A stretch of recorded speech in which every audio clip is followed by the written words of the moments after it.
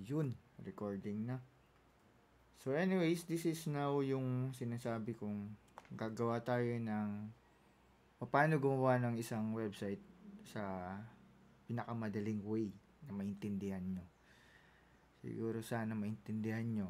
Although, etong gagawin natin is kailangan ng basic knowledge sa CLI or Command Line Interface. Python, programming language siya. At HTML, hindi po siya programming language. Although may language siya sa meaning. So for the sake ng video to, inan-install ko lahat ng mga kailangan, which is yung number 1 yung Python, yung VS Code for the IDE or integrated, ano nga yung IDE? Development Environment. Tama ba? Mamaya na natin i-google natin. Tapos yung Git. Yung Git is para siyang DOS environment or mostly kung tawagin ng lahat. Ano ba yun? CMD or command prompt. So for the sake, tignan natin kung naka-install pa ba. Kaya hindi ko na-install. Ayoko na bukas ng control panel. Ayun. So wala. So first thing first, download natin yung Python. Download Python. Ayun, meron lumabas. So bali kailangan natin ng internet dito. So yan. After nyo maklik yung link, ito mismo. Walang iba. Ayun, since na-overwrite na pala kasi may na-download na ako. Sige, gawin natin. Open natin. So, upon installing na ito is kailangan natin i-click tong path para hindi na tayo mag-edit sa ano tawag na ito? Environment variable ata. Hindi ko na matandaan. So, install lang natin. Yan. So, yung pag-install na ito is depende naman sa bilis ng unit nyo. And, kailangan siguro medyo okay naman yung internet kasi later on, download natin yung libraries na kailangan natin or yung framework. So, baling gagamitin natin dito is yung framework na Django. So, please bear with me kasi ngayon lang ako gumawa ng ganito. And sana maintindihan nyo kahit pa paano. Ang bagal. Sige, wait lang natin. So, mostly pala, habang nag-install, ayun, tapos na. Sige, mamaya na. Mamaya na akong salita. So, check natin ulit. Python version. Ayun. So, pag chinek nyo siya ulit, na may lumabas na ganyan, ibig sabihin, na-install nyo ng maayos. So, yung CLS na tinatype ko is para ma-clear yung screen ng DOS environment. Anyways, ang gagamitin natin mostly is yung Git. Bakit yung Git? Kasi, just in case na gusto nyo siyang i-push sa GitHub or anyways, kahit ano naman yung gamitin natin is pwede naman. So, medyo kapatid niya kasi yung yung sa GitHub at saka siguro para sa akin kasi sanay na ako. Mas madali siyang gamitin. So, download natin yung Git. Download Git. Ayan. Ito siya. Ayan. So, download for Windows. Siguro obviously naman kung naka-Mac, andun tayo. Maybe siguro gagawa tayong tutorial para sa Mac. Kung may gustong kung paano mag-install sa Mac. Download Windows. Tama ba? Ano yun? Standalone. O, itong 64-bit. Uy, naklik ko na. Saan siya? Dito kasi lumalabas. Kabila. So, bali, naka-dual monitor kasi ako. Yan. So, kaka-start ko pa lang. Open na daw siya. Wait lang natin. Yan. Yes. Next. Exists. Would you like to install that folder? Yan, kasi in-install ko lang for the sake nga ng video. So, wala tayong ibang gagalawin. Kayo, kung gusto nyo sa desktop, ito lang naman, ng shortcut key. Next, use Vim. So, hindi tayo gagamit ng Vim. Vim is another kind of IDE bukod sa VS Code. Sige. Next na lang natin. Hindi. Teka lang. Visual Studio Code. Ayan. Ito pala. Default editor. Okay. Bakit? Kasi wala pa tayong Visual Studio. Sige, try natin click to. Ayun. Lumabas. Naglabas ng link. Ayos to Download. Ayan. Since existing, i-open na lang natin siguro. Installing. Sige. Nauna pala yung Visual Studio Code. Accept. Next. Ito. So, bali kailangan natin i-check to. Siguro papaliwanag ko na lang later bakit kailangan i-check. Para ma-demo. Next. Installing. Ayun. Wait lang natin.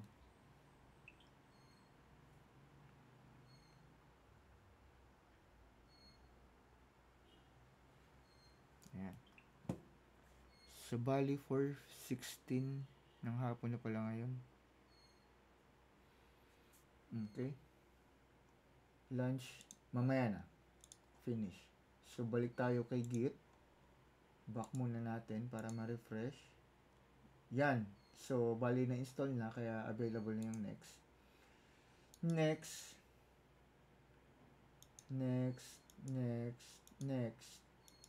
Next na siguro to lahat. Teka lang. Requires, okay, sige. Next, experimental. Ito. Siguro check natin ito, baka sakaling, ayun nga yung nasabi ko kanina, kung gusto nyong i-upload sa GitHub, pwede. Mas madali kasi may speed up common operations such as, ayan, may mga reserved words na siya or IntelliSense. After neto, ayun, pwede na tayo mag-umpisa.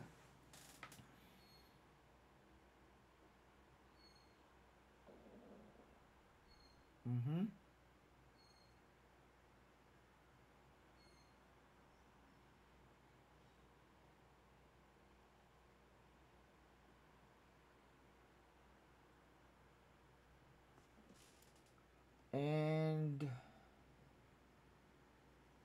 done. Pag nilaunch natin yung git bash, ito yung kalalabasan niya or itsura niya. Ayan. Nasaan na? Yan. So, pwede siyang tawag nito, ma-zoom. Yan. Pero anyways, tulad kanina, sige try natin. Yung Python version. Ayun, halos parehas.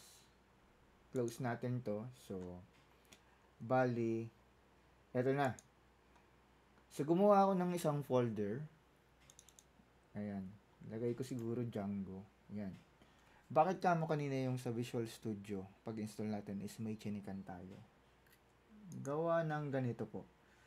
Para hindi na kayo mahirapan, naka Windows 11 ako. Kaya ganun. Bali, ito yung add na pwede kayong mag-right click, open with code, which is yung Visual Studio Code, automatic, mag-open na si eto. Ayan. Bakit may mga ganito? Teka, yung default kanina. So, bali, eto na siya. Si code. Tanggalin muna natin to. Yan. So, meaning to say, nandito na tayo sa loob ng ginawa nating folder na Django. Ayan. Siguro nakikita naman lahat. Malaki ba o maliit? So, first, punta tayo dito sa terminal. Ito yung terminal. Ayan, new terminal. As you can see, ang default na natin is si Git. Teka lang ha. Dine-activate ko kasi kanina, before ko na-install, may naka-activate. So, makikita nyo ito yung address niya. Nasa desktop ko, nasa ilalim ng folder na to, at ito yung Django. Ito. So, before nyan, kailangan natin gumawa ng tinatawag na virtual environment. Para saan to? Pwede naman siguro na wala. Kaya lang, iniwasan natin is baka mapuno yung system nyo na hindi nyo naman kailangan. Halimbawa, gagamit tayo ng Django ngayon and magpo-program tayo gamit natin yung Python na hindi naman natin kailangan yung Django.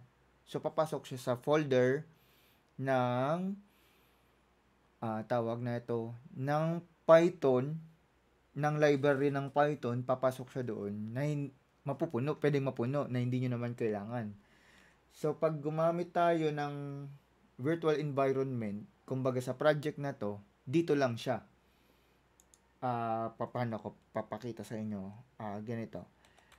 Ibig sabihin, ayan, bagong install yung Python. Walang lumabas kahit isang library kasi blanco siya. Ayun, sorry. Yung CLS is gumagana siya sa Windows. Command. So, yung Git is more on Linux and Mac command. So, dito is clear. Ayan. So, gawa tayo ng virtual environment. So, paano gumawa? Eto, type nyo lang to. Then virtual environment. Tapos, next is, bahala kayo kung anong name gusto nyo. So, by convention, lagi kong ginagamit is env. For short, environment. Wait lang natin.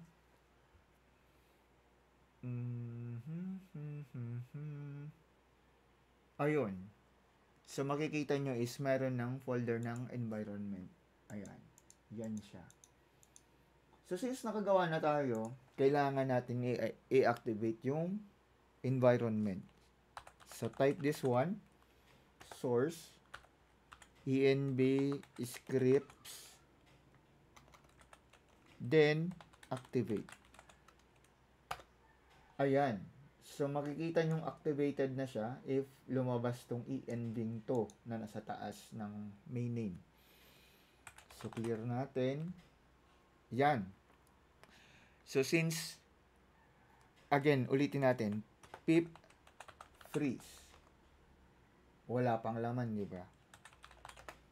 Hindi ko kina-close yung etong CMD para makita natin yung pip freeze dito. Eto, hindi to naka-activate yung environment. Yan. So, next is install na natin yung Django. So, kailangan siguro, kung gusto nyo mabilis, siguro kailangan ng mabilis-bilis na internet. Anyways, yung pip is parang package installer siya ng Python. Nakalimutan ko yung meaning ng pip. I-search nyo na lang siguro kung gusto nyo. Yan, Django.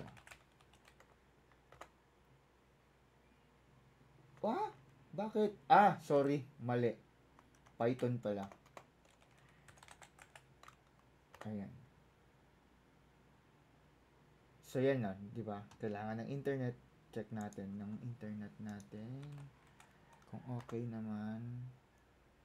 Okay. So far, okay naman yung bilis ng internet. Kasi minsan, pag mabagal-bagal, ayan, medyo mabagal yung speed natin. Ayan, hintayin na lang natin.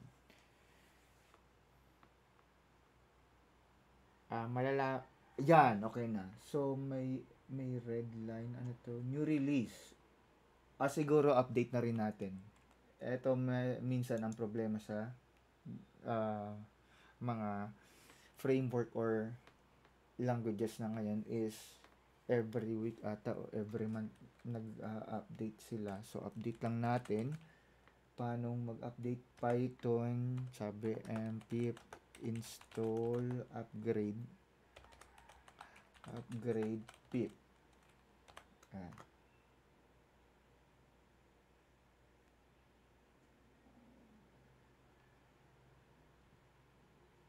since na-install na natin yung Django, try natin kung may library na. Ayun, meron na. So, kanina wala. Ito yung sinasabi ko sa inyo. So, ito, ang ginagawa natin is a web or web app. Kumbaga, ito yung mga kailangan nating library. So, hindi natin siya kailangan. Halimbawa, gagawa kayo ng mobile app or ng isang application or script na hindi naman related sa Django. So, balik tayo dito sa hindi nakapasok sa environment or wala siyang virtual environment.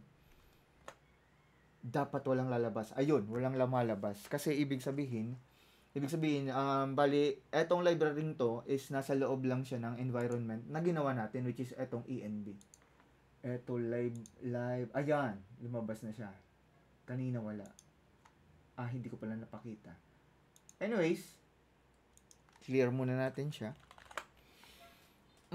Next is gagawa na tayo ng framework ng Django. So, yan. So, paano yun? Pwede rin siguro sundan nyo kung malilito kayo is etong Django docs. Ayan, documentation. Yan, pwede kayong magbasa-basa. Anyways, wag naman ngayon. Teka, may tumatawag. Late. Teka lang. Saan na tayo? So, eto na. Django admin start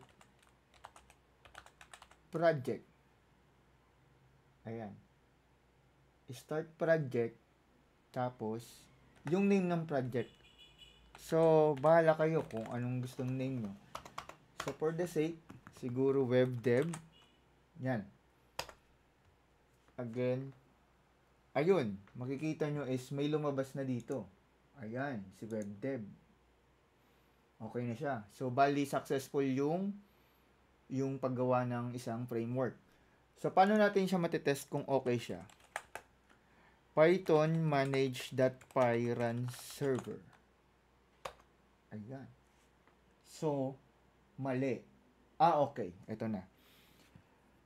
Hindi siya gumana kasi wala pa tayo sa loob ng web dev. So, anong kailangan gawin? Punta tayo doon. So, bali cd. cd means change directory. Ito yung CLI. Change directory. Web dev. Tapos, ls. Teka lang. Post ko muna ha. Balik lang ako. Ayan. So, continue. Sorry. Talaga ngayon pa talaga. Gapang gaapod. Yan. So, bali, yung ls is pareha siya ng dir sa dir stands for directory sa Windows command. So, ibig sabihin, manage.py webdev under ng webdev. Ayun, nakapasok na tayo. Again, bali, pinipindot ko lang po yung app ng sa keyboard. Yung arrow keys. Yun. So, you have, etong warning na to is siguro sa next tutorial na lang kung halimbawa gusto nyo para to sa mga database na. May database. So, ibig sabihin is starting development server at yan. So, follow link, press control plus click. Saan? Ayun, sa Chrome. Yan. So, ibig sabihin, pag lumabas to, is successful na yung framework nyo. So, naka-install na yung Django. So, yun. Bali, ano na pala? Django 5 na. Ayun ko lang napansin. So, balik tayo dito sa sa code. Ayan. Teka lang. So, sa code niya, para matanggal natin to or mabalik dun sa pag-command is Control-C lang. Ayan. Tapos, clear natin. So, ang next is, ito yung pinaka-framework niya. Pero, gagawa tayo ng app para sa website. Bakit? Bali, pwede kayong gumawa ng multiple apps sa isang nagawa nyong Django framework. So, paano yun? So, bali, startup ba? Teka lang baka magkamali ako. Python manage.py startup. Ayun. Name of app. So, website. Since website. Sana hindi mag-error. Ayun. Tama naman siya. So, eto na. Iba yung etong web dev. Eto yung pinaka-main. Iba rin yung website. Ayan. So, eto yung makikita nyo. Bali, dalawa na. Inside ng folder ng web dev, may isang web dev ulit. At eto yung app. Teka, nagmamalfunction yung mouse. So, yan. So, may similarities ata sila. So far, wala pa naman. Ayan. Pero mamaya meron na. Magkakaroon. So, ang next is, install muna natin yung app dito sa main. So, paano yun? Settings. Ayan. Huwag kayong mabigla sa mga makikita nyo. Okay lang yan. Kahit ako rin nung una. So, isa-isa lang. So, dito, punta tayo sa installed apps, which is eto. Yan. Install natin, ganito pag-install ng app. Bali, lagay lang natin yung name ng app, website, comma. Ayun. Okay na siya. So, ang next is, mag-create tayo ng URL dito sa loob ng website. Iba yung URL dito sa pinaka-main. So, ano yung URL is Uniform Resource Locator. Ayan, siguro kung tama ako. So, bali yung URL is, eto siya. Yung link. Eto, link. Eto yung URL niya. Tama siguro yan. Tama siguro yung sinasabi ko. So, create tayo. Paano mag-create? Right-click kayo dito sa website. New file. So, URL s.py. So, baka malito kayo kasi dalawa yung URL. May URL dito sa main, meron dito. Okay lang yan. So, makikita nyo naman, ito yung web dev, yung sa main, ito yung sa website. So, punta tayo hayaan muna natin to. Punta tayo sa views. So, yung views is dito mangyayari yung ilalagay nyo dito yung anong tawag na ito? Yung template na gagawin, yung HTML, halimbawa man. Tapos yung URL, dito mo tatawagin. Nagets ba?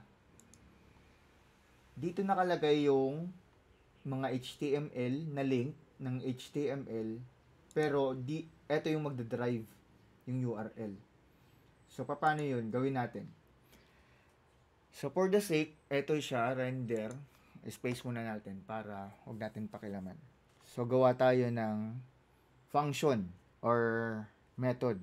So, def, ito na yung basic knowledge kung kailangan basic knowledge Python, pero siguro since may mga as in zero knowledge, gayahin nyo na lang muna. So, def, define index. So, etong index is user define naman eh. Bahala kayo kung anong gusto nyo tawagin or anong name ang gusto nyo. So, etong mga tinatype ko is reserved words ng programming language na Python. So, request, return tayo ng return HTTP. Okay, sige. Walang lumalabas. Why? It's because hindi pa natin dineclare or hindi tayo nag-declare ng library. So, from Django, teka lang. lagay natin dito sa taas. Ganito kasi ako mag-code. From Django dot https, tama ba? Or http lang? http, ayun, tama, import http response. Yan. So yan. So paano, ano tong mga from na to? From tsaka import na to. So bali, ito yung library ng Django na which is nakalagay dito sa loob. As you can see, Django, sige, hanapin natin siya. Django. Yan, Django.http, meron siya. Dito na yan sa loob. Etong import natin is HTTP response is nasa loob na siya neto. Huwag na natin buksan. Baka malito kayo lalo. Close na natin ito muna. Yan. So, pag nag-type kayo, since eto nga yung IDE, which is may IntelliSense siya, ayan. I-tab nyo na lang. Then, ayan. Anyways, always inside ng quote is considered as a string. So, bahala kayo. This is a sample text. Yan. Sige na nga. Alam ko naman eh. Yan na. Hello world. Bahala kayo. So, nasave na natin siya. Si views. Close na natin siya. Punta tayo dito kay dalawa. I-compare natin si dalawa. Si sa website, tsaka eto si ano. Actually, pwede naman siya dito. Pero since in the long run kasi, pag marami na, baka malito kayo, mas maganda yung nakabukod. Kumbaga, organize siya na tinatawag. So, again, yung pag nakabukod, isa rin to sa fundamentals ng or foundation ng programming is yung encapsulation.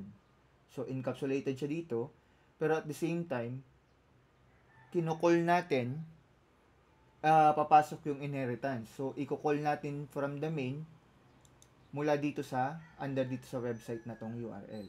So, ito yung sa main. So, ang gagawin natin is,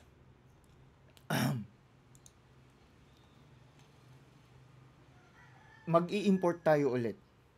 Anong import natin sa URLs is include. Include. Yan. So, by this one, path blank. Yan. Tapos, comma. Include natin si sino? Si website na website. Tapos, si website si yung ginawa natin, si URLs. Nakuha ba? Explain ko ha. So, bali, in-include natin si website, which is eto, si website. Tapos, si mali pa. LS, eto, si .py. So far, walang error kasi pag nag-underline yan, nag-red, ibig sabihin may error. So, punta tayo dito. Key, tawag na ito, under key URLs ng website. So, ano yung mga kailangan dito? Siguro, i-copy natin to. Ay, hindi. Sige, mano-mano na lang tayo muna. From, para masanay kayo mag-encode, Django.urls. Ano ba to? Import path. Import path. Yan. Tapos, eto na. From, teka, hindi ako naka-enter. From dot import views. Yun. magtatanong kayo ba para saan yung that? Kasi, ganito yan. Kung ano ang under ng, paano ko ba matawag to? Hirap mag-layman's term. Parang pasubo ako dito sa ginagawa ko. Ah, as long na yung mga files is under ng isang folder, pwede nyo siyang i-call using that. So, that means object. Sige, for the sake ng tutorial, buuhin natin. Pero parehas lang naman siya. So, under ng from website, under na itong website, is meron URL, meron views, tinatawag natin si views. Okay? So, now, URL patterns. Tama ba? Okay. Equals, anong tawag na ito? Square. Yan, square bracket. Path, tulad kanina, is, eto na. Kung kanina, tinawag natin sa website, ang tatawagan natin ngayon now is si views. Anong pangalan nung function? Si index. Ayan. Nagets? Under ng views, merong isang index. Si index is eto siya, si index. So, eto, laman ng index is here. Yan. So, dapat, eto yung lalabas. Nagets? Tulad nito, include loob ng website na folder is yung URLs. Ngayon, sa URLs, laman ng views, which is ito, yung views, laman ng views, is merong index. Siguro malinaw naman ulit-ulitin na lang siguro yung video para kung nalilito kayo. So now, moment of truth. Try natin i-run. Paano i-run? Python manage.py run server. Huwag kang mag-error. Ayun. So, control link. Yehey! Ayun, pumasok. Ibig sabihin, gumagana na yung code nyo. Meaning to say, may simple na tayong website. Pero yung website natin, eto lang yung laman. So, alam ko, ang gusto nyo pang, or ang in-expect nyo yung may mga design, ayun, yung may mga ang tawag na ito, parang ganito, may mga icon, may mga kulay, font style, etc. So, siguro, sa next video, kung gusto nyo po. So far, for the meantime pala, eto na muna. Kasi parang mahaba-haba na. Baka malito kayo pag dire-diretso. Sana nakatulong ako kahit konti. Maraming salamat. Yan lang po.